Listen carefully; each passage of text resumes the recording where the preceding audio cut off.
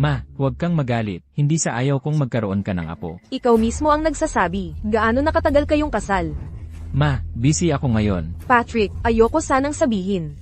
Pero sa estado at posisyon mo ngayon, pwede ka namang pumili ng kahit sinong babae. Bakit kailangan mo pang piliin? Yung may sakit sa puso, na hindi pwedeng magkaanak. Gusto mo ba akong mabaliw? Ma, alam ko. Actually, gusto ko sanang. Alam mo na, alam mo. Anong alam mo? Wala kang alam. 8 taon. 8 na kayong taon na mag-asawa. Pero hindi mo pa rin ako nabigyan ng apo.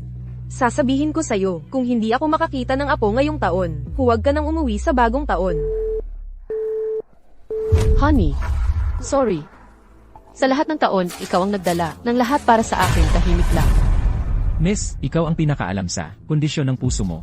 Maliban na lang kung ganap na gumaling ka sa operasyon, masyadong mataas ang panganib para magbuntis. Pero pati ang operasyon mismo, malaki din ang risk sa pangmatagalan. Hindi ko ito may rekomenda. Director, salamat sa payo. Pero napagdesisyonan ko na, gusto ko si Patrick Arnold ang mag-opera sa akin. Kailangan talaga namin magkaanak ni Patrick Arnold.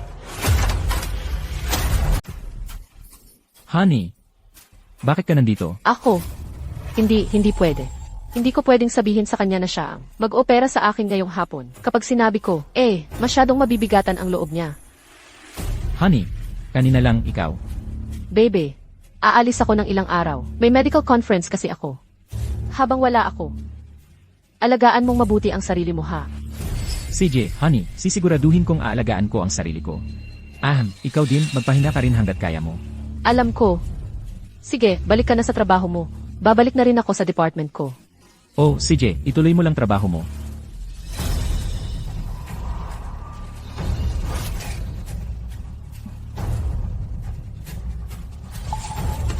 Director Arnold, may nakaschedule kang isa pang operasyon mamayang hapon. Pwede mo bang i-review muna? Baby, selos ka ba? Baby, anong ginagawa mo? Nasa labas pa si E.K. Fairfax. Hindi ka ba natatakot na malaman niya? Ano ngayon kung malaman niya? Ikaw ang baby ko. At saka, may paparating na tayong baby. Kailan mo ba ako balak pakasalan? Sandali lang, sa susunod na linggo pa ang botohan para sa presidente. Yung boto niya, mahalaga para manalo ako bilang presidente. Pag nakuha ko na lahat ng boto, yung mga executive ng Fairfax Group, sila na ang mag-appoint sa akin bilang susunod na presidente. Kapag nangyari yon, ikaw na ang magiging misis ng presidente. Tay, may gusto sana akong pag-usapan sa'yo. Tumawag si Camila, hindi niya alam na bumalik ka na sa bansa. Mahal, napagpasyahan mo na ba na bumalik sa kumpanya? Sinabi ko na sa'yo dati, yung stressful na trabaho sa ospital, talaga namang hindi bagay sa'yo. Saka, yung Fairfax Group, mapupunta rin sa'yo balang araw. Hindi pwedeng magtrabaho ka lang palagi sa kahit anong branch office na ospital. Tay, gusto ko pa rin ituloy ang operasyon. Gusto kong magkaanak. Ano? Hindi mo ba alam kung gaano kadelikado ang heart surgery? Pwede nitong ikapahamak ang buhay mo. Dahil ba kay Patrick, pinipilit ka ba niya? Alam ko na noon pa. May masamang balak talaga ang lalaking yon. Hindi siya mapagkakatiwalaan. Hindi ko kailanman pinayagan na magkasama kayong dalawa. Tay, mali ang iniisip mo. Hindi ganun si Patrick. Decision ko to. Sa lahat ng taon na lumipas, hindi niya alam ang tunay mong pagkakakilanlan. Lalo na't ako pala ang anak ng chairman ng Fairfax Group. Mahal, sa tingin mo, sino ang mas magaling? Ako o si E.K. Fairfax? Yung matandang chismosa na yun, paano niya naman matatalo ka? Sa'yo lang talaga ako obsessed. Gusto nga kitang kainin araw-araw. Tay, huwag ka mag-alala. Si Patrick mismo ang gagawa ng operasyon ko mamaya. Alam kong magaling siya bilang doktor. Sa lahat ng taon na lumipas, hindi niya nalaman kung sino talaga ako. Ang dami niyang kinargo para sa akin ang palihim. Kaya nga, mas lalo kong pinagkakatiwalaan ang pagmamahal niya para sa akin. Love, huwag mo akong sisisihin na itinago ko ang lahat sa'yo. Natakot lang akong baka masyado kang ma-pressure dahil sa background ko. Pagkatapos ng operasyon, ikukwento ko na sa'yo lahat, pangako. Love, para sa heart surgery mamayang hapon, gusto kong nandoon ako. Para saan pa? Na-attend ka ng ganoong operasyon? Love, alam mo naman na ang tanging kondisyon para maging regular ako ay tumulong bilang anesthesiologist sa isang malaking operasyon. Love, pirmahan mo lang dito para makatrabaho pa rin kita palagi sa tabi mo. Sige na, ikaw na ang masusunod. Sino bang kayang tumanggi sa'yo? Ikaw na makulit na mahal ko. Love, hindi mo pa napipirmahan. Routine na operasyon lang naman ito, mamaya na lang. Pirmahan mo na lang para sa akin, ayos na yon.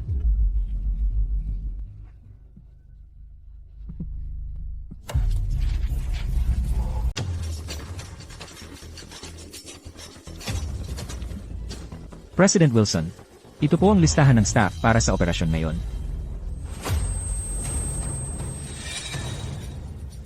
Vice President Arnold, alam mo ba talaga kung gaano kahalaga ang operasyon ngayon? Pinayagan mo pa talaga yung intern na mag-anesthesia. President Wilson, si Talia Monroe po ang pinakamaasahan kong assistant. At saka, alam ko pong magaling talaga siya. Qualified siya para maging anesthesiologist. Parang pabaya po ito.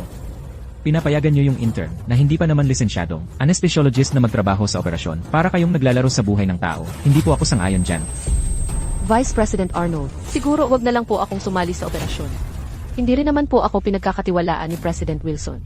President Wilson, kung hindi makakasama si Talia sa surgical team, ako po, si Patrick, hindi rin mag-operate.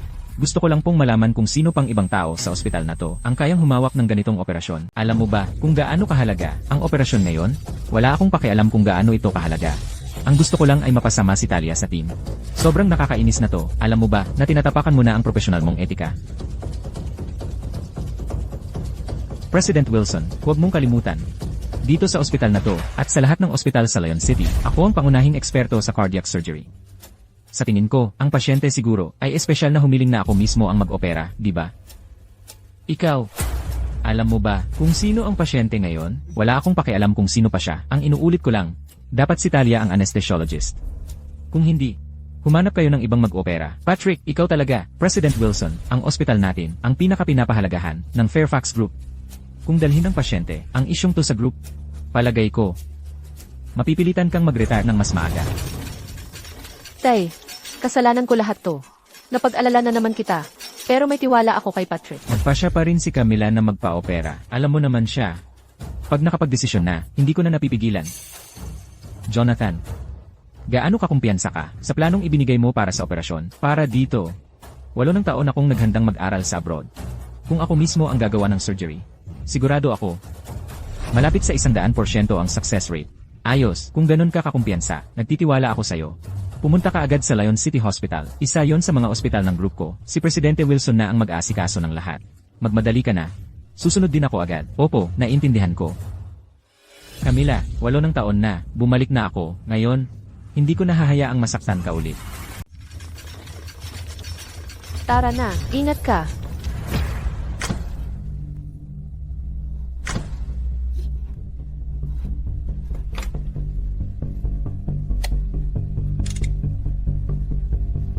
Deputy Director Clark, tapos na po lahat ng pre-op na paghahanda. Pero, wala pa rin si Key Arnold. Teka lang, hintayin pa natin ng kaunti. Ano bang nangyayari kay Key Arnold? Nga ang tagal naman. Lagpas kalahating oras na tayong naghihintay. Saka, delikado din talaga yung operasyon na to. Ma, huwag kayong mag-alala. Hindi sa ayaw kong magkaapo kayo. Love, naniniwala ako sa'yo. Magbubuntis ako para sa ating baby. Hindi pwede yan. Hindi ako pumapayag. Presidente, tapos na ang lahat ng paghahanda bago ang operasyon. Hinihintay na lang si Key Arnold para simulan ang surgery. Saka, paulit-ulit na sinasabi ng pasyente na si Arnold talaga ang chief surgeon. Mukhang, malaki ang tiwala ng pasyente sa kakayahan ko. Ganon din naman ako. Sobrang nagtitiwala ako sa expertise ni Talia. CJ, pumapayag akong tumulong si Talia sa operasyon. Pero, ipapabantay ko sa chief ng anesthesiology para gabayan si Talia mula simula hanggang matapos ang procedure. Salamat po, President Wilson. Love, punta na ba tayo sa operating room? Ba't ba nagmamadali ka? Kanina nga, hindi pa nga tayo tapos mag-usap. Bakit wala pa rin si Arnold? Ang tagal na, 2 oras na tayong naghihintay. Baka pwede mo namang i-check ulit. CJ, ako na ulit ang magfo-follow up. Mahal, salamat. Kapag natapos ko na itong operasyon, mapopromote na rin ako sa wakas. Salamat lang ha. Ang sama mo talaga. Di ba papunta na tayo sa IC? Pagkatapos ng operasyon, bubusugin kita sa pasasalamat. Operasyon. Bakit ba ang apura mo? Hayaan mo silang maghintay pa ng 1 oras. Ngayon, ipapakita ko kay Eric kung sino talaga ang pinakamahusay na surgeon dito sa ospital na to. Kung wala ako, kalahati ng mga pasyente, hindi naman pupunta dito sa ospital na to. Mahal, ang galing mo talaga. Marami pa akong ibang mga diskarte na hindi mo pa alam. Tama na nga. Sino yan? Key Arnold, yung pasyente sa GC, 2 oras nang naghihintay. Pakiusap, magmadali na po kayo roon. CJ, mauna ka na. Mahal, pupunta na ba tayo sa GC ngayon? Para saan? Hayaan mo silang maghintay sa akin. Hayaan mo silang maghintay pa ng 1 oras. Ngayon, malalaman ng buong ospital kung gaano kahalaga ako. Nasaan si E. Arnold? Nasa opisina niya siya, kasama ang assistant niya. Ilang beses ko na siyang pinuntahan. Narinig ko, mula nung kinuha ni E. Arnold, si Talia bilang assistant niya. Lagi silang magkasama sa opisina. Habang wala ako, kailangan mong alagaan ng mabuti ang sarili mo. Sige, mahal. Sisiguraduhin kong maalagaan ko ang sarili ko. Huwag kang magsalita ng ganyan.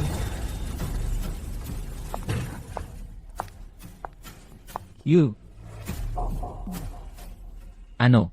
Ipapakilala ko muna sa lahat ang isang tao. Ito ang assistant ko, Talia. Siya rin ang anesthesiologist sa operasyon natin ngayon. Hello sa inyong lahat. Ako ang bagong anesthesiologist, Talia. Intern lang naman siya, di ba? Delikadong operasyon to. Lou Arnold, paano mo pinayagan na intern ang maging anesthesiologist? Bakit papayag si Patrick na intern ang mag-anesthesia para sa akin? E. Arnold, parang mali na intern. Ang mag-anesthesia sa ganyang kaimportanteng operasyon. No. Si Talia ang anesthesiologist na pinili mismo at inaprubahan ni President Wilson. Bukod pa dyan, si Air Clark mula anesthesiology ang magbabantay sa buong proseso. Kaya, anong problema? So siya pala ang anesthesiologist na personal na tinuruan ni President Wilson. Kung si President Wilson ang nag-aproba at si Patrick okay na rin, pinagkakatiwalaan ko siya. Hindi niya basta-basta ipapahamak ang buhay ng pasyente. Air Clark, pakisupervise si Talia. Habang tumatakbo ang operasyon, syempre, E. Arnold. Talia, ganun kalaki ang tiwala sa iyo ni President Wilson. Ngayon, dapat sulitin mo ang pagkakataon na to. Opo, Lou Arnold. Gagawin ko ang lahat ng makakaya ko.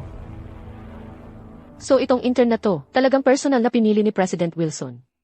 Mukhang masyado lang akong nag-alala. Hindi magpapabaya si Patrick. Talia, ito, ang gamot na ako mismo ang naghanda. Tandaan mo, huwag kang gagamit ng higit sa 2 katlo ng laman ng hiringgilya. Kung hindi, pwedeng makaranas ng masamang reaksyon ang pasyente o baka malagay pa siya sa panganib. Naiintindihan mo ba? Naiintindihan ko, magpapa-anesthesia na ako ngayon.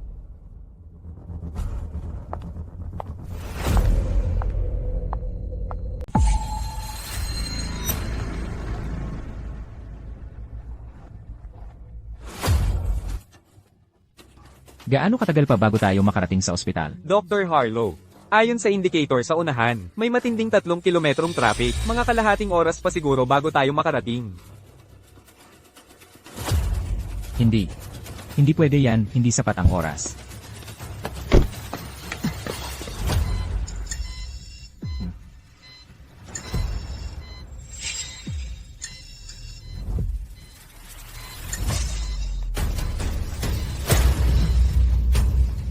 Ano nangyayari?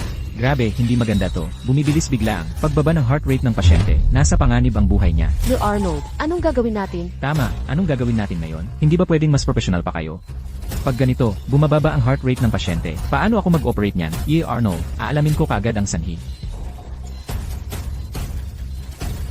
Bumibilis din ang pagbaba ng oxygen level ng pasyente. Saan nang gagaling ang problema?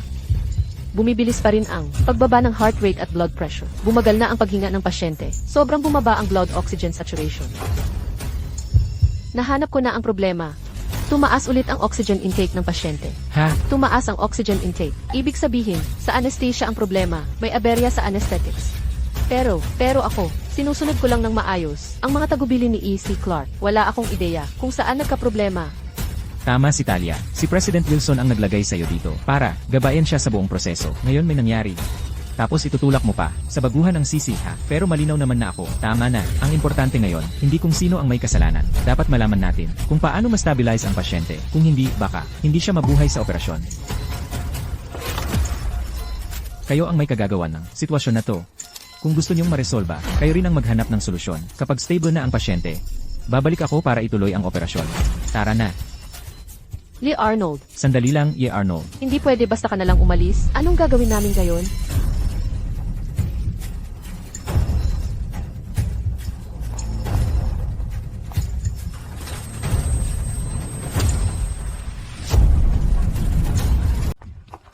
Doc Harlow, kakalabas lang ng abiso, galing kay Ginoong Fairfax, na ikaw ang mangunguna sa operasyon. Hindi mo na kailangang ipaliwanag. Nasaan ang LA? Doon lang.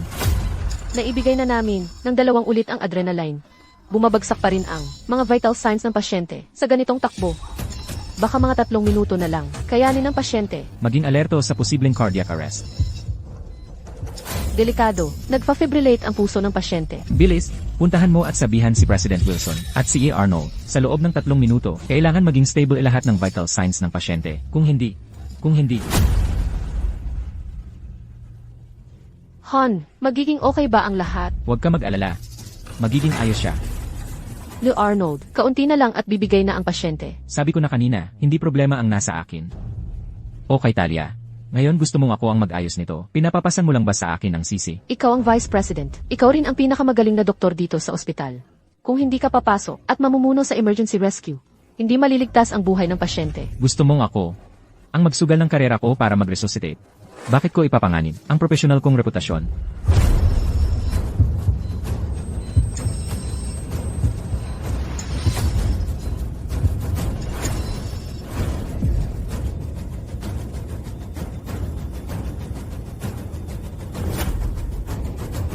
Gising. Sige na, gising. Gising. Sige na, gising. Camila, kailangan mong kayanin para sa akin.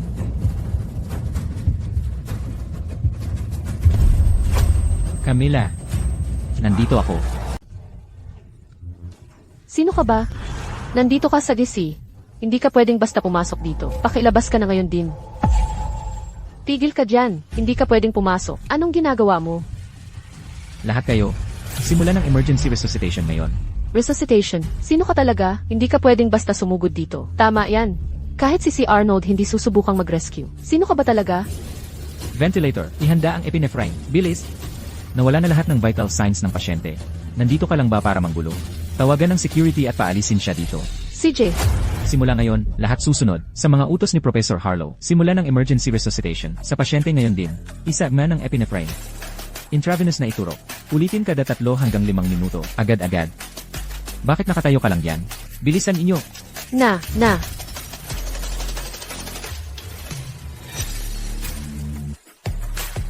Tapos na ang injection ng epinephrine. Partial pressure ng carbon dioxide. 40 tandang bawas 45 na higi. Panatilihin ang oxygen saturation ng pasyente sa higit 49%. Tapos na ang procedure. I monitor ang cardiopulmonary systolic pressure. Kung bumaba ng 70 na higi, magbigay agad ng isa rin normal saline. Naiintindihan. Defibrillator, ihanda na.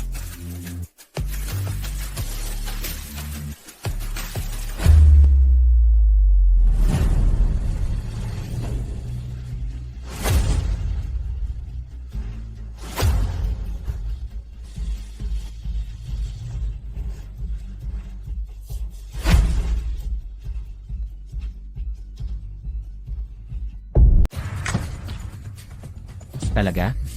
Sinimulan nila ang resuscitation. Baby, si President Wilson nagdala ng doktor kanina. Kilala mo ba siya? Kilala ko lahat ng top cardiac surgeon sa Lion City. Itong tao, hindi kilala. Parang random lang na napadpad dito. Kung pumalpak tapos nakarera niya. Kalimutan mo na siya. Kahit si God mismo dumating, hindi pa rin maliligtas ang pasyente. So, kung may mangyari sa pasyente, apektado ba tayo? Dapat sana, pero ang galing ni President Wilson. Nagdala siya ng scapegoat para sa atin. Ngayon, ang kailangan lang natin gawin ay palakihin ang issue. Hindi lang tayong hindi mabibitbit. Pwede pa tayong makinabang dito.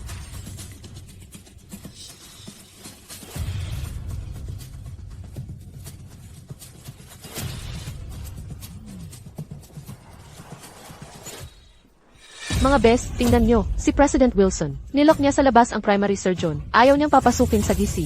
President Wilson. Buksan mo ang pinto, President Wilson. Alam ko hindi ka galit sa akin, pero hindi mo pwedeng piliin lang ang kahit sinong doktor na hindi mo kilala para mag-opera. Hindi yun responsible para sa pasyente. Please, papasukin mo ako. Kilala ko tong tao na to. Siya ang top cardiac surgeon sa buong ospital.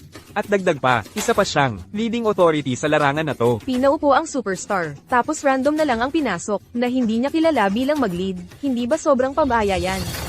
President Wilson, hindi na makakaligtas ang pasyente sa operasyon. Pagkakamaling ganito kalala, pwede kang matanggal sa pwesto mo bilang presidente. Buksan mo ang pinto, President Wilson. Mahal, 10 minuto na ang nakalipas. Kung pumalya ang emergency procedure, dapat lumabas na sila ngayon. Pwede kayang, naisalba talaga nila ang pasyente. Kung nabuhay nila siya, malaking gulo yan. Tiyak na sa amin ni Talia babagsak ang sisi. Hindi pwede. Kailangan kong silipin sa loob. President Wilson. Bakit ayaw mo pa ring buksan ang pinto? Takot ka lang bang harapin ang responsibilidad? Matagal nang kumakatok si VP Arnold. Pero wala man lang marinig na ingay mula sa OR. Duda talaga, di ba? Sa totoo lang, malamang walang lead surgeon dyan. Yung doktor na dinala nila, hindi sapat ang galing. Ngayon, nagkakandara pa sila sa OR. Ayos lang. Hindi. Bilang lead surgeon, hindi ko kayang panoorin na mamatay lang ang pasyente ko sa harapan ko. Papasok na ako sa ngay. Talia, kunin mo yung access card. Buksan mo yung pinto. Kailangan natin siyang iligtas. CJ, Mga kasama, pakiusap maging saksi kayo. Wala akong intensyon na guluhin ang kaayusan sa G. Nag-aalala lang ako sa kaligtasan ng pasyente ko. Kaya, kailangan kong pumasok sa loob. VP Arnold, magsisilbing saksi kami para sa'yo. Tama, nandito kami bilang suporta mo.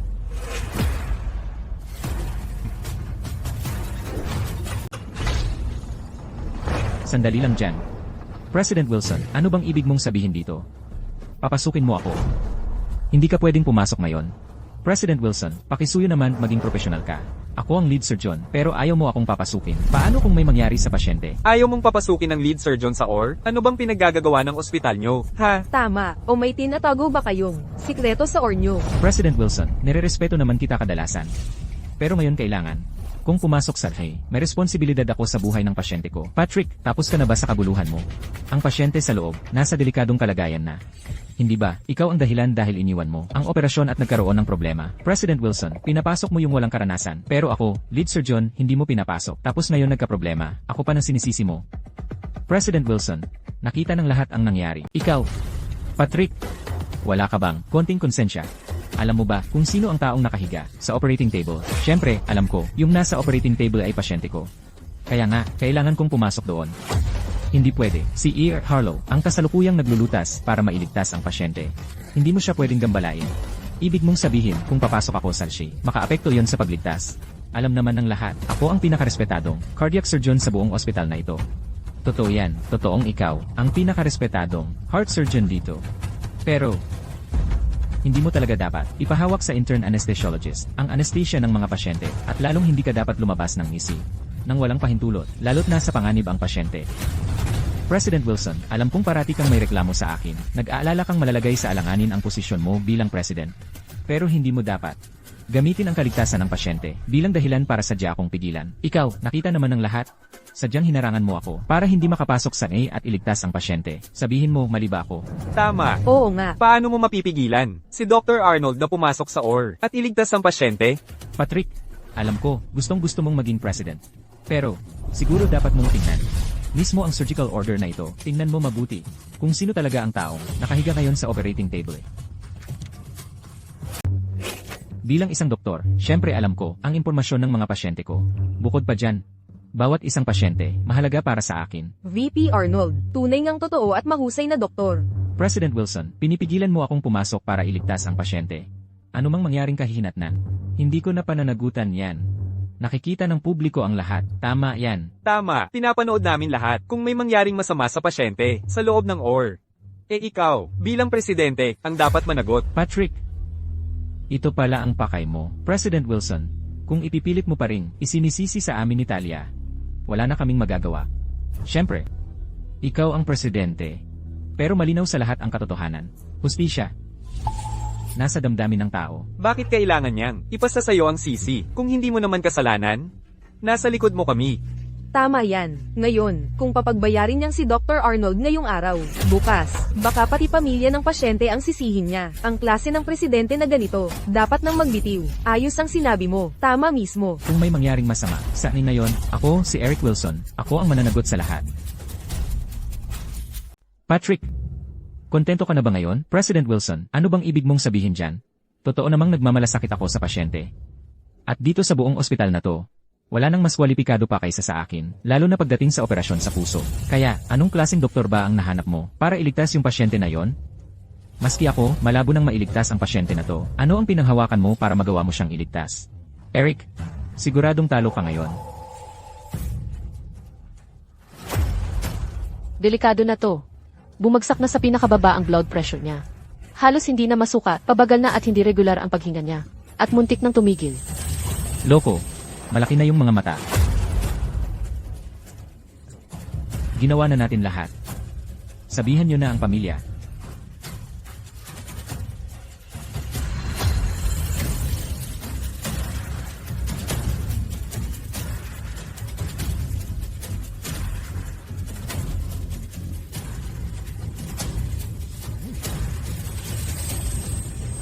Professor Harlow, ang galing mo. Si Professor Harlow pa talaga, ang nakabuhay sa kanya mula sa bingit ng kamatayan. Nga, Grabe, parang milagro talaga ito. milagro nga.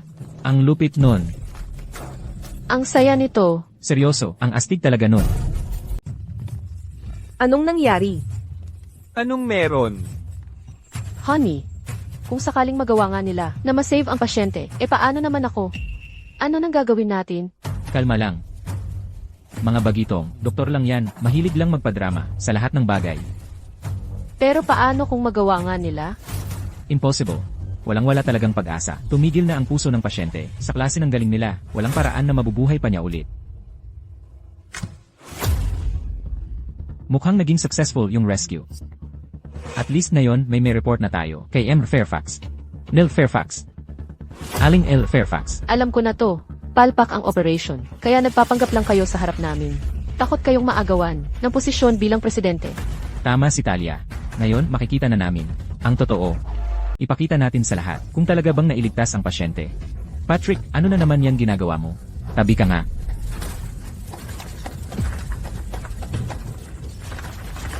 Han, Sandali lang. Patrick, Ano pa ba gusto mo ngayon? ako ang lead surgeon ng pasyente. Ako dapat ang maglipat sa kanya, papunta sa kwarto niya. Ikaw nga ang basta-basta na lang sumuko sa pagligtas sa pasyente. Wala kang karapatang tawaging surgeon. Ano, siya pala talaga, ang sumuko sa pag-revive sa pasyente? So kami, niloko niya lang pala lahat kami, ano? Buwisit ka. Ang mga doktor na tulad niya, basura lang talaga. Hindi ba sabi niyo na nailigtas ang pasyente? E di ipakita natin sa lahat. Kung totoong nailigtas nga ba ang pasyente o hindi.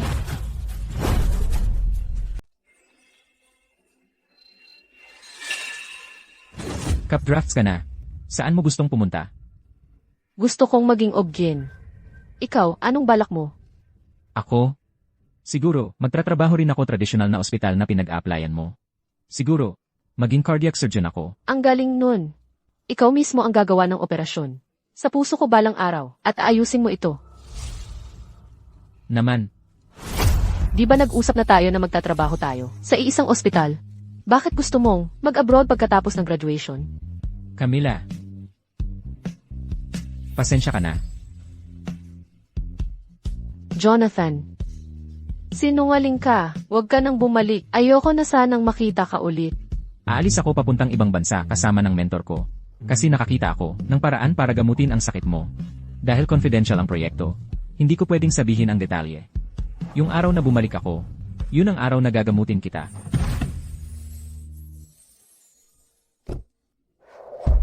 Camila, ako ito. Bumalik na ako. Hindi ba sinabi nyo na dinala nyo na ang pasyente pabalik? Di ipakita nyo nga sa lahat kung totoo ba o hindi.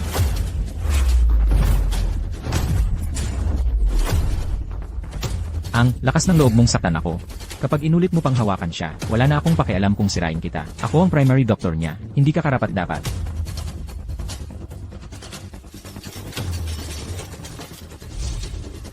Hindi pwede, hindi talaga pwede na. Maapektuhan nito ang promotion ko bilang presidente. Professor Harlow, maraming salamat po sa tulong nyo ngayon. Kahit sinong doktor, pareho lang din ang gagawin. Saka, siya. Patrick, anong ginagawa mo rito? Lumabas ka. Ako ang lead surgeon ng pasyente na to. Normal lang na. Silipin ko siya. Sinabi ko na, hindi ka karapat-dapat. Hindi ako karapat-dapat. Nagkataon lang na ako pa ang pinakamagaling na cardiac specialist dito sa ospital. Sinasabi mong di ako qualified. Ikaw naman, qualified ka ba? Sabi dyan, huwag kang maging sagabal sa evaluation ko. Patrick, alam mo ba talaga kung sino siya? Napakahina niya ngayon. Kapag may nangyari, kaya mo bang panindigan yon? Eric? Ako dapat ang nagtatanong niyan sa'yo. Bilang cardiac specialist, kung may mangyaring masama sa pasyente ko, kaya mo bang akuin ang sisi? Tabi ka nga, gusto kong makita kung sino talaga siya. Lalapastanganin mo ako. CJ, subukan mo at tingnan natin kung ano mangyayari.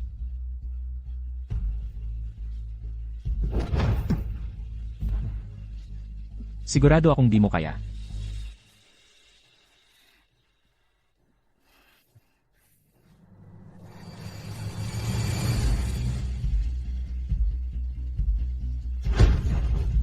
Ba, baby.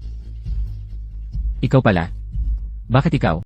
Patrick, wala ka bang gustong sabihin sa akin? Paano? Paano nagkaganito? Yung pasyente sa si Camila pala yon?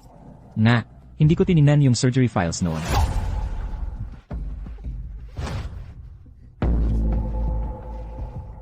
Kalma lang, naka-anesthesia si Camila. Buong oras na nasara siya, kaya hindi naman niya talaga alam ang nangyari talaga roon. Baby, seryoso, wala talaga akong alam. Ang asawa ko yung inooperahan. Bakit hindi niyo man lang ako sinabihan agad? Patrick, gusto ko talagang makita ngayon kung hanggang kailan mo ako maluloko. Baby, alam mo ba kung gaano ako natakot? Buti na lang. Buti na lang. Naligtas pa kita. Baby, sobrang takot akong mawala ka. Tara na.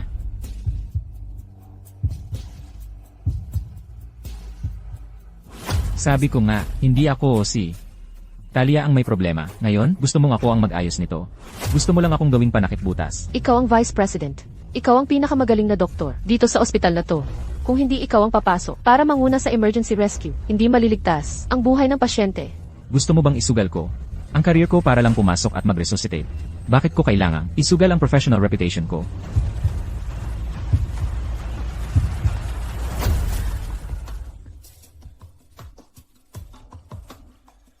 Baby, huwag kang mag-alala. Sa ngayon, mag-focus ka lang sa paggaling mo. Ililinis ko ang schedule ko. At sasamahan kita palagi. Aalagaan kita.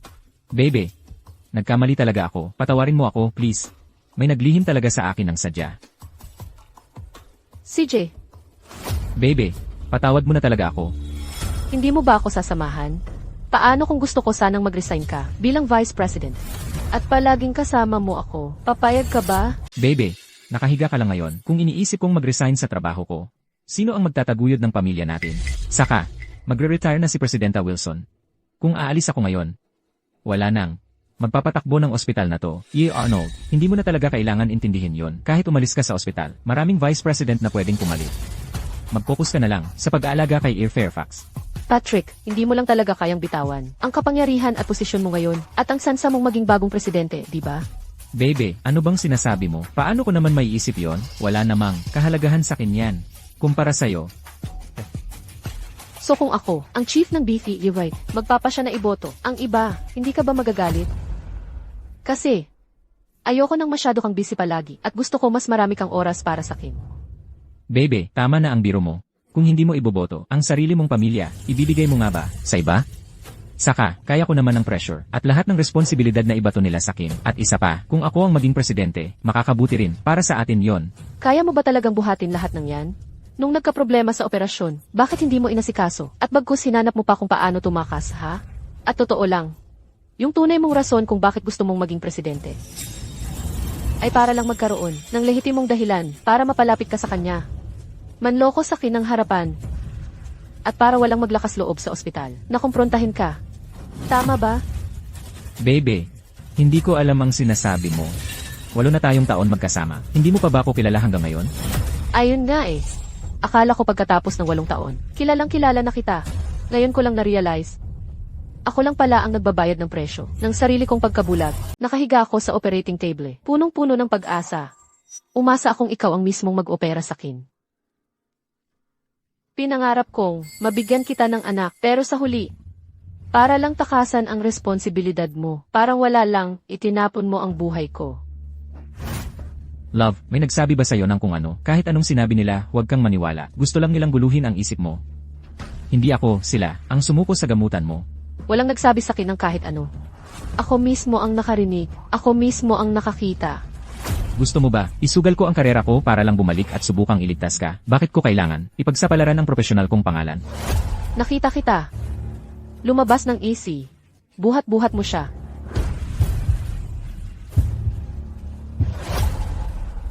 Love, hindi ka ba walang malay? Sa operating table nung oras na yon, paano mo naman? Patrick, kahit pa hindi niya, narinig o nakita ang nangyari. Akala mo ba matatakpan mo to habang buhay? Love, mali ang akala mo. May iba pang nangyari dito. Iba pa? Para lang makatakas, iniwan mo ako. Para maging legal ang kabit mo. Pumayag ka pa na isang hindi kwalipikado ang magbigay sa akin ng anesthesia. Yan ba ang dahilan mong maipagmamalaki? Love, wala talaga akong alam na ikaw pala. Yung nakahiga sa operating table na yon. At, kaya nalagay sa panganib ang buhay mo. Dahil kay President Wilson na siyang nag-assign ng anesthesiologist na nagkamali. Wala akong kinalaman doon, pati si Talia. Patrick, inimbestigahan ko na ang nangyari ngayong araw. Si Talia, hindi niya sinunod ang instruction ng anesthesiologist. At siya ang nagkamali sa ratio ng anesthesia na gamot. President Wilson, hindi fair yan. Intern lang si Talia. Pero si Earl Clark ilang taon na siyang anesthesiologist. Mahigit 10 taon na. Alam niya na mali ang anesthesia ratio ni Talia. So bakit hindi niya hininto? Kung sinabi lang ni E.C. Clark na may problema sa ratio noon pa, wala sanang nangyaring ganito. Kung may dapat man managot, ikaw iyon bilang president. Ikaw ang pumayag na si Talia, kasama sa surgery, bilang intern. So ano ngayon? Dahil lang nagkaaberya. Lahat ng sisi, ibubuhos mo sa intern. Walang kwenta yung sinasabi mo. Ikaw mismo ang nagpasya na asistente mong si Talia ang isali sa operasyon. President Wilson, Vice President lang naman ako, hindi ko kaya utusan ka kahit kailan. Love, narinig mo naman. Si President Wilson talaga ang nagkamali. Gusto lang niyang ibunton lahat ng sisi sa akin. Patrick, may recording ako ng usapan natin ngayong araw. Bakit may voice recorder sa opisina mo? President Wilson, pakiplay ang recording. Hindi. Tigilan mo na yung kalokohan mo, alam mo ba? Na tinatapakan mo na ang etika mo bilang profesional. President Wilson, huwag mong kakalimutan. Dito sa ospital na ito, at pati na sa lahat ng ospital sa Lion City, ako ang pinaka-autoridad na cardiac surgeon dito sa buong ospital. Malamang ang pasyente mismo. Ang humiling na ako ang mag-opera, tama? Ikaw talaga. Alam mo ba? Kung sino ang pasyente ngayon, wala akong pakialam kung sino ang pasyente. Ang mahalaga lang sa akin, si Talia ang maging anesthesiologist. Kung hindi, maghanap na lang kayo ng iba na gagawa ng operasyon. Hindi naman patunay ang recording na to. Ang tingin ko lang talaga kay Talia, may potential siya. Isa siya sa mga susunod na importanteng staff ng ospital. At saka, ang pagkakamali sa anesthesia dosage ay si Earl Clark ang may gawa. Wala akong kinalaman doon, pati si Talia. Patrick, hindi ka talaga natututo, ano? Talaga bang akala mo walang surveillance sa President Wilson, baguhan lang si Talia dito. Ano pa ba ang gusto mong ipagawa sa kanya? Hindi ba't normal lang naman na magkamali ang isang intern? Patrick, ayon sa mga patakaran ng ospital, si Talia ay dapat tanggalin. Lou Arnold, ayokong matanggal sa trabaho. President Wilson, assistant ko si Talia, at estudyante ko rin siya. Hindi ko kayang palampasin lang kung mapaparusahan siya ng hindi tama. Ikaw, at saka, bilang Vice President, at susunod na Presidente, may kapangyarihan akong harangin itong desisyon. Salamat, Vice President Arnold. Seryoso kong pag-iisipan ang mga nagawa ko, at pagsisikapan kong mapaunlad pa ang mga kakayanan ko sa trabaho. Patrick, hindi ka pa Presidente. Wala ka pang ganyang kapangyarihan. Relax ka lang, ako na ang susunod. Tama na. Patrick, hindi ko ibibigay. Sa'yo ang boto ko kailanman. Kalimutan mo na ang pagpresidente. Noon, sa puso ko, isa kang masipag at ambisyosong lalaki. Isang mabuting asawa na nagmamalasakit sa pamilya natin. Kaya handa akong suportahan ka. Pero ang totoong ikaw, makasarili at binabaliwala mo ang buhay ng mga pasyente at tinitingnan mo lang ang ospital bilang lugar ng kasikatan at pera. Pati nga, nangaliwa ka pa habang kasal tayo. Paanong ikaw? Karapat dapat maging asawa. Karapat dapat maging doktor. Karapat dapat mamuno sa ospital. Sa tingin ko, tama si E. Fairfax tungkol sa'yo. Ako rin, hindi ko papayag na kagaya mo ang maging presidente. Camila, sigurado ka bang gusto mong ganito tratuhin ako? Mas mababa pa ba ang 8 taon nating pagsasama kaysa boto na yon? Nakakalungkot ang 8 taon nating pinagsamahan. Kung talagang mahalaga sa'yo, hindi mo sana iniwang mag-isa sa operating table. At hindi ka rin sana nangaliwa. CJ, magiging tapat na lang ako sa'yo. Ang dahilan kung bakit ako kay Talia, para rin talaga sa'yo. Para sa akin, Mahal. Pag-isipan mo, hindi ka magkakaanak dahil sa lagay ng kalusugan mo, pero si Talia pwede. At saka, buntis na si Talia. ano, buntis siya. Tama yon. Kapag nanganak na siya, ng bata, pwede mong palakihin na parang sarili mo. Ganito, hindi mo na kailangan magpa-opera para magkaanak. Hindi ba ito ang pinaka-okay para sa ating dalawa? Patrick, ganito mo ako. Inaalalangin. Gusto mong palakihin ko ang anak ng kabit mo. Hindi yon ang ibig kong sabihin. Ang ibig ko kasi, Walang hiya. Palayasin siya. Ayoko na siyang makita. mahal, pakinggan mo naman ako. Lumabas ka. Umalis ka. Camila, akala mo ba talaga na kapag wala ang suporta niyo ni Eric, hindi ko kayang maging presidente? Pakinggan mo ako. Maling-mali ka. Patrick, ikaw at si E. Palmer, pantay na pantay ang bilang ng boto. Basta si E. Fairfax, at ako ay bumoto para kay E. Palmer, kahit kailan hindi, mapapasa iyo ang pwesto ng presidente. Sobra mo akong minamaliit. Baby, oras na para umeksena ng maaga ang mga tropa mong babae. Siege, love. Patrick, ano na namang binabalak mo?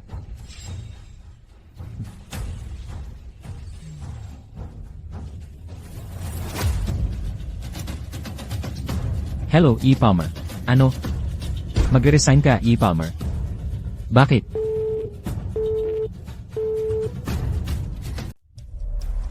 Patrick, ano bang ginawa mo para mag-resign ng kusa si E. Palmer? Alam mo naman ang mga lalaki, yung mga gusto nila ang madalas magpahamak sa kanila. Nagbigay ako ng 20,000 piso kay pinakamatalik na kaibigan ni Talia at pinasuyo ko siya kay E. Palmer. Pagkatapos noon, dinala ko yung mga litrato sa bahay ni Palmer at nag-usap kami ng konti. Pagkatapos noon, nag-resign na lang, bigla si E. Palmer. Patrick, wala kayong mga hiya. Ako? Walang hiya? Kayo kaya ang nagtulak sa akin gawin to. Kung sumunod lang kayo at bumoto para sa akin, magre-resign ba sana si E. Palmer? President Wilson, ako na lang ang natitirang kandidato para maging presidente. Kahit wala akong makuhang boto, sa akin pa rin mapupunta ang upuan ng presidente ayon sa patakaran ng ospital. Kung isa lang ang kandidato para sa presidente. Sigurado na siyang magiging susunod na presidente. Camila, narinig mo ba yon? Sigurado na ako ang susunod na presidente. Kung nakisama ka lang at nagkunwaring wala kang alam, magiging asawa ka pa sana ng presidente. Pero hindi mo pinahalagahan, kaya habang buhay kang mas mababa kay Talia. Patrick, akala mo ba talaga ito? Ang mga gusto ko, wala kang alam kung ano talaga ang gusto ko. Camila, ang pinaka hindi ko matiis sa'yo ay yung kunwari kang sobrang bait. Kapag kasama kita, wala akong nararamdamang tagumpay. Tingnan mo si Talia. Lahat ng gusto ko, sinusunod niya. Yan ang gusto talaga ng lalaki. Gets mo ba? Si Camila, marami nang nagawa para sa'yo, tahimik lang. Sa likod ng mga eksena, alam mo ba kung ano ang sinakripisyo niya para sa'yo? Sinakripisyo niya para sakin. Ibig sabihin ba niya na ako ang nagbigay sa kanya ng sakit sa puso o ako ang pumigil sa kanya magkaanak? CJ, kung hindi siya pwede magkaanak, rerespetuhin ko siya, pero maghahanap ako ng babae na kayang magbuntis at magbigay ng tagapagmana sa akin. Masama ba yon? May konsensya ka ba talaga? Harlow. Mahina ka pa ngayon. Hayaan mo akong paalisin siya para sa'yo. Wag na. Hayaan mo siyang magsalita. Ngayon, tatapusin ko na lahat ng tungkol sa kanya. Camila, gusto kong maging presidente ng ospital na to. Gusto kong mas maganda ang buhay ng pamilya natin. Ang gusto ko lang naman ay maramdaman kong may nagawa akong tama at makuha ko ang suporta mo. Masama ba yon? Hindi ka naman mali. Ako ang mali. Ako ang tanga na nagtiwala sa isang taong walang utang na loob. Nung niligawan mo ako at pinakasalan mo ako, may plano ka, hindi ba? Ano ngayon? Sinong tao ba sa mundo ang walang sariling motibo?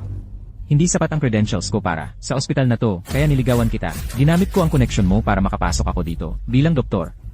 Kung hindi, sino ba talagang pipili sa isang chief ng OBGYN na tulad mo na hindi nga magkaanak?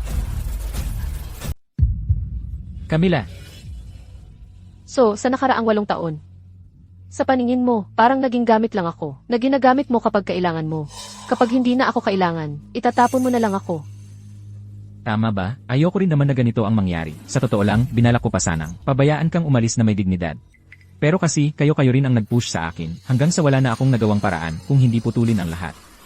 Love, pag ikaw na ang naging presidente, habang naka-maternity leave ako, kailangan si E. Fairfax ang mag-alaga sa akin.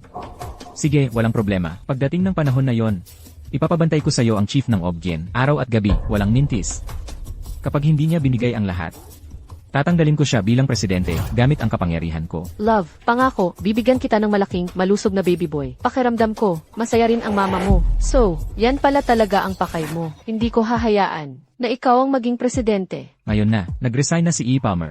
Ako na lang ang natitirang vice president sa ospital. Saka, ako ang kilalang doktor sa buong ospital. Kung hindi ako ang susunod na presidente, sino pa ba ang pwedeng maging siya? Akala mo ba, ikaw lang ang karapat-dapat sa posisyon na to? Camila, hindi ka naman vice president, chief ka lang ng OBGYN department, at hindi ka pwedeng ma-promote agad-agad na presidente. May karapatan akong gawin yon. Anong palagay mo at tingin mong kwalipikado ka? Huwag mong sabihin sa akin na naniniwala ka rin na ikaw ang vice president ng ospital. O sige na. Ipakita mo nga ang opisyal na appointment. Yung appointment letter. Wala ako nun. Wala kang ang appointment letter, pero nagpapanggap ka pa ring vice president. Pwede rin naman akong magsabi na ako ang president dito. Tingin mo ba may maniniwala? Makinig ka. Yang gimmick mo, siguro mapasahan mo pa yung iba. Pero sa akin, hindi ubra yan. Patrick, nakalimutan ka ba? Anong nakalimutan ko? Itong ospital na ito, pagmamay-ari ng Fairfax Group. Yung vice president. Pwedeng ipromote dito mismo sa ospital. O kaya, direktang italaga ng group. Pigilan mo na ang panloloko. Malaking korporasyon ang Fairfax Group at ang ospital natin, isang maliit lang na branch sa ilalim nila. Bakit naman mag-aksaya pa ng oras ang group para magpadala ng isang vice president? Itatalaga si Jonathan Harlow bilang vice president ng Fairfax Hospital. Talaga bang galing sa office ng Fairfax Group ang pirma nito? Sapat na ba sa'yo ang appointment letter na to? Sino ka ba talaga? Bakit ka biglang nilaglag ng group dito bilang bagong vice president namin? Hindi mahalaga kung sino ako. Ang mahalaga, hindi ka kailanman magiging presidente. Sino ka nga bang tingin mo sa sarili mo? Kami ang pinakamagaling na hospital sa buong Lion City. Ano bang dahilan para maging vice president ka dito? Love, kuhang-kuha ko na. Ito ang background niya. Mas gusto ko tuloy makita kung saan galing itong random na tao. Jonathan Harlow, Chief Cardiac Surgeon, Mason Healthcare Group. Pinangunahan niya ang team sa marami breakthrough sa heart surgery. Sa credentials mo, pwede ka sa kahit anong top hospital sa buong mundo at maging pangulo. Bakit pumunta ka pa sa maliit naming private hospital? Hindi mo deserve malaman yon, CJ. Kahit vice president ka, so what? Ako ang pinakamagaling na surgeon dito at alam yan ng lahat. Pinaghirapan ko ang posisyon ko sa isa-isang surgery, sunod-sunod na operation. Kinikilala ng lahat ang skill ko sa surgery. Ano bang laban mo sa akin? Patrick, nakalimutan mo ba lahat ng nagagawa mo sa surgery?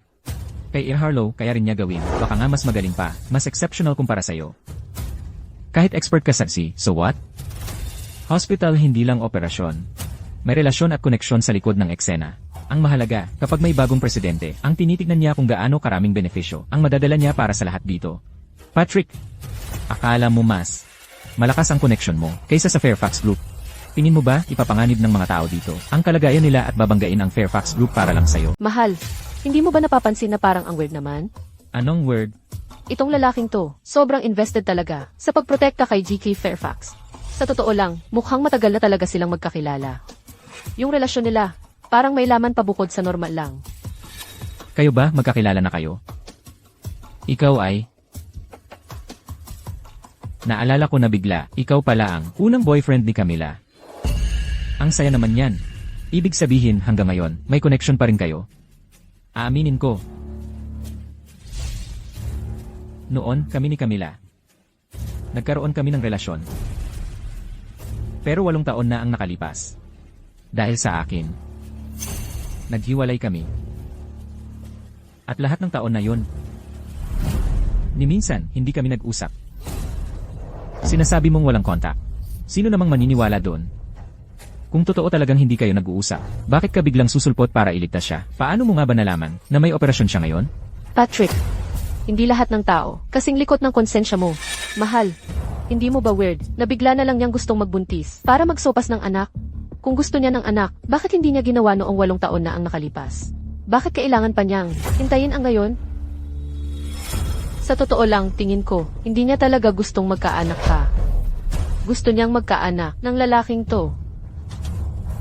Camila, putangina mo.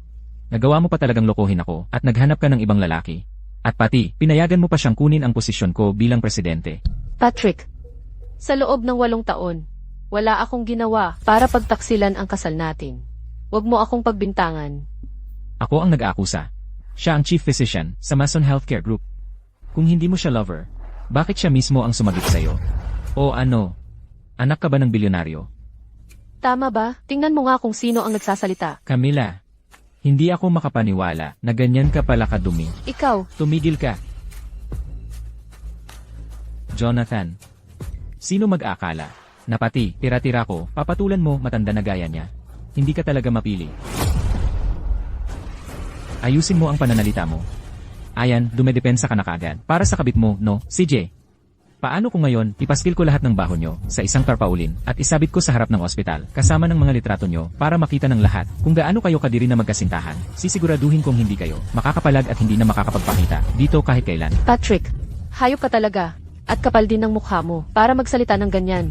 Ngayon, bibigyan ko kayong dalawa, mga matagal ng magkasintahan, ng eksaktong nararapat sa inyo. Sisiguraduhin ko, pareho kayong tuluyang masisira. Tuluyang masisira. Ang dapat na masira, ikaw. Si UT Harlow at ako ay magkaklase lang noong kolehiyo. Kailanman, hindi kami gumawa ng kahit ano para traidorin ang kasal natin. Siya ang una mong boyfriend. Kung hindi kayo nagkakontakan, bakit siya bigla na lang lumitaw, galing sa kung saan para iligtas ka? Sa nakaraang 8 taon, ano talaga ang tinatago mo sa akin? Nakakadiri. Sa loob ng 8 taon na to, nagtatrabaho lang ako sa Mason Healthcare Group at ni minsan, hindi ako umalis. Kahapon lang ako nakabalik dito sa bansa. Sabi mo kahapon ka lang bumalik, kaya dapat ba naming paniwalaan ka agad? Sa dali ng biyahe na yon, paano ko malalaman kung kailan ka talaga nakabalik?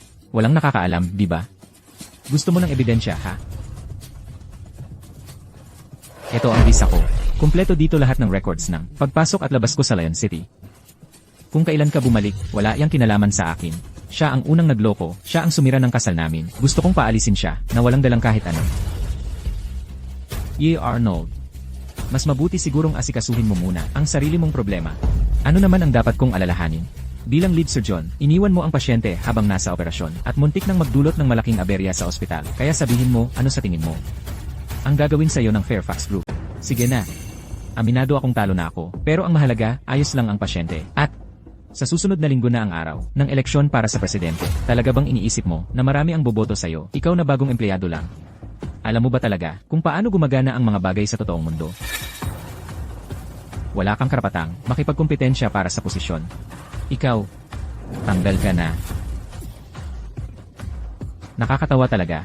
Sino ka ba sa tingin mo? Ano bang karapatan mong tanggalin ako? Dahil lang ba ikaw ang nagpasabi sa intern anesthesiologist na sadyang gamitin ang maling dosage ng anesthesia? Halos magdulot ito ng malaking aksidenteng medikal. Bukod pa doon, noong pinakakailangan ng pasyente ang agarang gamutan, pinili mong sumuko at itigil ang resuscitation niya. Kahit alin doon, sapat na para tanggalin ka. At ikaw din, tanggal ka na rin at pananagutin ka namin. Mahal, ayokong makulong. Tulungan mo akong pakiusapan si Presidente Wilson. Hindi mo ako kayang takutin. Halata namang aksidente lang ang nangyari. May ebidensya ka ba? Ligtas na nakahiga ang pasyente sa kama ng ospital. Pwede ko kayong kasuhan ng paninirang puri at maling akusasyon. Gusto niyo ng ebidensya, di ba? President Wilson, ipakita mo sa kanya ang ebidensya. Love, sa tingin mo ba meron talaga silang ebidensya? Anong klase ng ebidensya kaya meron sila? I mean, hindi naman siguro sila makakapagdemanda gamit lang ilang syringe, di ba? Patrick, may mga ebidensya na hindi basta-basta nawawala. Anong ibig mong sabihin doon? Kung gusto mo ng solusyon, kayo na ang mag-ayos niyan. Pag stable na ang pasyente, babalik ako para sa operasyon. Tara na. Lil Arnold. Sandali, Arnold. Ay off mo na. Ay off mo na. Ay off mo na ngayon. Baby. Nagkamali ako, mahal. Baby. Mapapatawad mo ba ako, please? Mapapatawad mo ba ako? Babe, nagkamali talaga ako. Hindi ko kayang mawalan ng trabaho. Matutulungan mo ba akong magmakaawa para sa akin? Baby, mahigit 30 taon na akong nagpakahirap mula sa sobrang hirap na baryo hanggang sa narating ko ngayon. Kapag kinuha nila ang posisyon kong ito, wasak na ang buong buhay ko. Naisip mo ba kung magkakaroon ng araw na ganito? Nung iniwan mo ang pagliligtas ng buhay at napasok ka kay Talia? Camila, paano mo nagawang maging ganito kalamig? Katapos ng lahat ng pinagdaanan natin. Pero puro lason ka lang sa buhay ko. Patrick, ikaw ang pinakahuling tao na may karapatang magsalita tungkol kay Fairfax. Hindi ako karapat-dapat. Ang dami ko nang ginawa para sa kanya. Ako ang nag-asikaso ng marami niyang problema sa ospital. Kung wala ako, sa tingin mo ba makakamit niya ang posisyon bilang chief ng OBGYN? Patrick, naaalala mo ba noong ipinadala ka ng ospital para mag-aral ng pinakabagong technique sa heart surgery? Nung panahong yon, si Fairfax ang gumastos mula sa sariling bulsa para makapag-training ka sa ibang bansa para hindi mo maramdaman ang bigat. Ako mismo ang inutusan niya na gamitin ang pangalan ng ospital para mabigyan ka ng oportunidad na mag-aral. Ano? President Wilson. Ngayon, araw-araw na lang nag-aalala ng sobra si Patrick. Iniisip ko na baka ipadala ko siya sa ibang bansa para matuto ng mga bagong teknik sa operasyon sa puso. Sa ganung paraan, pagbalik niya, masisiguro niyang mananatili siyang doktor dito. Ah, kaya pala ito talaga ang pakay mo, Dr. Fairfax. Pag-ari ng Fairfax Group ang ospital na ito para sa ganitong bagay. Sabihin mo lang sa amin, maaari naming ayusin yan ng grupo. Hindi. Mataas ang ambisyon at pride ni Patrick. Kapag inayos ko ito sa ganunong paraan, baka hindi niya matanggap iyon kahit kailan. Kaya naisip ko, pwede bang gawing parang ang ospital natin ang magpapadala sa kanya sa ibang bansa para mag-training pa? Ako na mismo ang sasagot sa lahat ng gastos. CJ, ako na ang bahala sa mga preparasyon. Naglabas lang naman siya ng pera para sa akin at hinayaan akong mag-aral. Hindi ba't dapat lang naman niyang gawin yon? Sa dami ng regalo ko sa kanya at mga pakain ko sa kanya at pati na rin ang mga ginastos ko para masuportahan ang pamilya. Abot siguro ng 1 milyon na piso lahat. O kahit na kalahating milyon lang siguro. Kalahating milyon, 1 milyon? Alam mo ba kung magkano ang ginastos para makapag-aral at makapag-training sa ibang bansa noong panahon na yon? 1,200,000 para sa isang slot lang at 3 lang ang slot noon. Kung hindi dahil doon, sa tingin mo ba, karapat-dapat kang maging pinakamagaling na siruhano sa ospital na ito? Hindi pa nga lahat yan. Noong 6 na buwan mo sa ibang bansa. Lahat ng gastos mo, tulad ng pagkain, tirahan, pamasahe, pati napunta pa rin sa kanya. Isa lang yan. Sa maraming nagawa para sa'yo, ni Dr. Fairfax. Paano naging ganun kamahal yun? Malinaw namang, isa ka lang na galing sa simpleng pamilya. Saan ka kukuha ng ganun ng kalaking pera? Hindi, mali yan. Sino ka ba talaga? Hindi mo kailangang malaman. Ang importante lang, tinanggal ka na ng grupo. Nakakatawa naman, akala mo ba porket sinabi mo, totoo na agad? Naniniwala ka bang ikaw ang chairman ng Fairfax Group?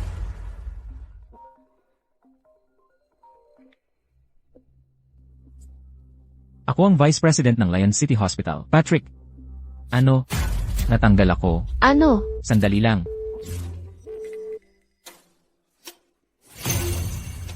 CJ, Camila, ang lupit mo talaga. Pero so what, Lion City, hindi lang naman isang ospital meron. Magiging totoo ako sa inyo. Si President Taylor ng Heartrest Medical Group, nangako na mag-invest ng US dollars isagi sa akin at ilalagay ako bilang in charge sa bagong ospital. Patrick, ang galing talaga ng operasyon mo. Gusto ng kumpanya namin magbuo ng mas malapit na partnership sa iyo.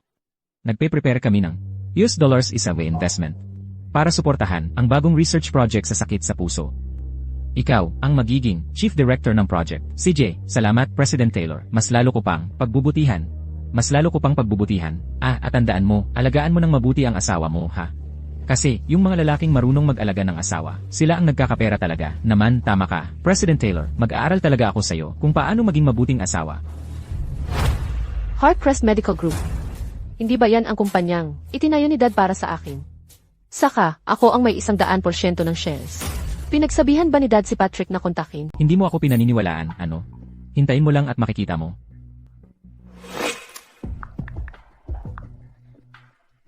President Taylor, si Patrick ito, sabi mo noon, mag-i-invest ka ng US dollars isagi sa akin at gagawin mo akong taong mamamahala sa bagong ospital ng Heartrest Medical Group. Pinag-isipan ko at napagdesisyonan kong tanggapin ang investment mo. Chairman, tumatwag si Patrick. Sabihin mo sa hayop na yon na hintayin ako sa ospital. Patrick, sakto, nasa ospital mo ako ngayon. Magkita tayo dito sa ospital, mamaya para mapag-usapan ng maayos. CJ, kung ikaw mismo ang pupunta rito, astig yon, hihintayin kita dito sa ospital. Camila, alam niyo ba kung sino ang tumawag sa akin kanina? President Taylor ng Heartrest Medical. Nangako siyang mag-i-invest ng US dollars isagi sa akin. Pagdating ng panahon, mabibili ko na itong luma at pinabaya ang ospital. Paano kung Fairfax Group ang kakampi mo? Pag nakuha ko na ang US dollars isagi na investment, galing Heartrest Medical Group, kahit mismong presidente pa ng Fairfax Group ang dumating dito, mapipilitan siyang igalang ako. Han, sa pagkakataong to, siguradong yayaman ka na. Nasa likod mo na ang Heartcrest Medical Group. Sino pa kaya ang magtatangkang babanggain ka? Kaya, sumama ka lang sa akin at enjoyin lang natin to. Hindi tulad ng ibang babae diyan. Hindi na nga magkaanak, nagmamataas pa. Patrick, bilang nag-iisang shareholder ng Heartcrest Medical Group, sinasabi ko sa iyo, hindi ako mag-i-invest sa iyo. Ano, ikaw lang ba ang tanging shareholder ng Heartrest Medical Group? Totoo bang Heartrest Medical Group ay may isang shareholder lang talaga at yung tao na yon ang may hawak ng 100% ng shares? Pero sabi-sabi, isa lang daw siyang tagapagmana mula sa mayamang pamilya. Ang dami talagang mga Fairfax dito sa mundo. Karapat-dapat ka ba talaga? Ang labo naman nun.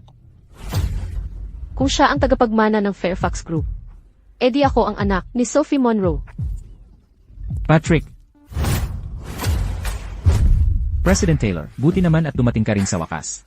Nangako ka sa akin na mag-invest ka ng US dollars isagi sa akin. Hindi ko kayang magdesisyon para sa bagay na to. President Taylor, ikaw ang general manager ng Heartrest Medical Group. Kung hindi ikaw ang magdedesisyon, sino pa? Ito ang boss ko, Neil Fairfax. Neil Fairfax. Paano naging posible na mas mataas pa siya kaysa kay President Taylor? Kung mapalapit lang ako sa kanya, hindi ko na kailangang mag-alala habang buhay. Neil Fairfax. Hello.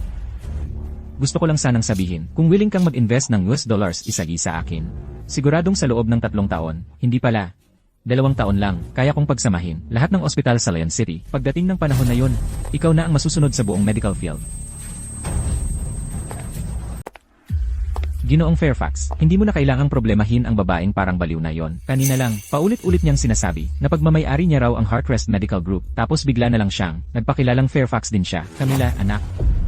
Pasensya na, nahuli ako. Sorry kung napagdaanan mo yon. Tay, Tay, bakit siya ang tatay niya? Pwede kayang. Tay, patawad.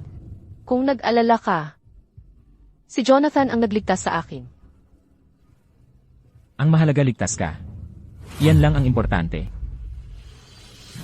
Jonathan. Salamat. Trabaho ko po talaga yon. Pangako, gagalingin ko ang sakit mo. Hindi ko hahayaang masayang ang 8 taon. 8 taon? Di ba nagkasundo tayo na sa iisang ospital tayo magtatrabaho? Bakit gusto mong mag-abroad pag-graduate mo? Camila. Patawad.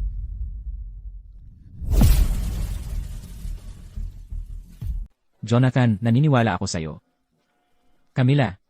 Mula ngayon, hayaan mo na lang si Dad ang mag-asikaso nito. Sisiguraduhin kong hindi ka kailanman maagrabyado. Sino ka ba talaga? Ito ang chairman ng Fairfax Group, ang nag-iisang shareholder ng Heartrest Medical Group. Naipasa ko na lahat ng shares ko sa Fairfax Group kay Camila. Si Camila na ngayon, ang chairman ng Fairfax Group. At ako, isang ama lang na pinagtatanggol ang anak ko. President Taylor, ipaalam mo sa buong medical community na blacklisted na si Patrick simula ngayon. Naiintindihan, Neil Fairfax. Paano niyo nagawa ito sa akin? Paano ito nangyayari? Paano ito naging posible? Plano ko nga sana na bigyan kayo ni Camila ng share sa Fairfax Group. Ano? Bibigyan mo ako ng ownership sa Fairfax Group. Dad, manugang mo pa rin ako. Hindi pa nga kami ni Camila naghiwalay. Dad, pwede kong palitan ang apelyido ko. Pwede kong gamitin ang Fairfax bilang apelyido ko. Simula ngayon, ako si Patrick Fairfax. Patrick, mag-divorce na tayo. Hindi ako papayag sa divorce. Asawa mo pa rin ako. Camila, baby, patawarin mo naman ako, please. Dad, please. Dad, pinirmahan mo na.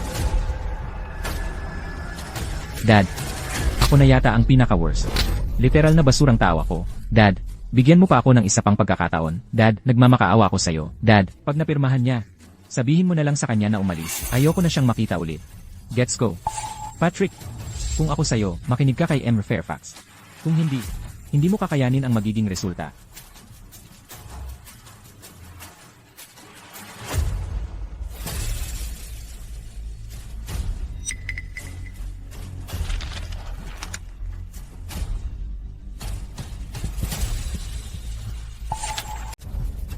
Lahat sila akin.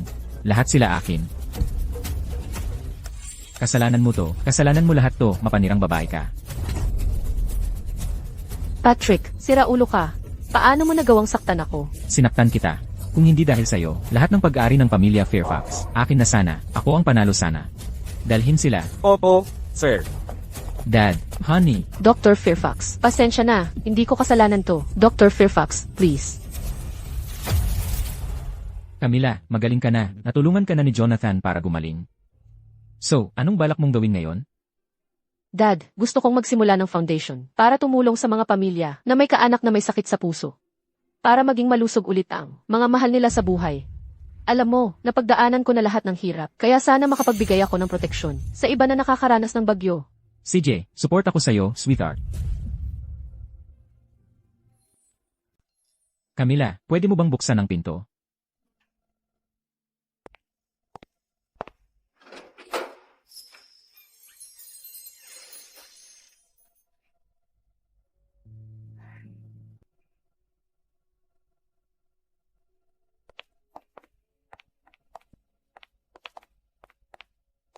Camila.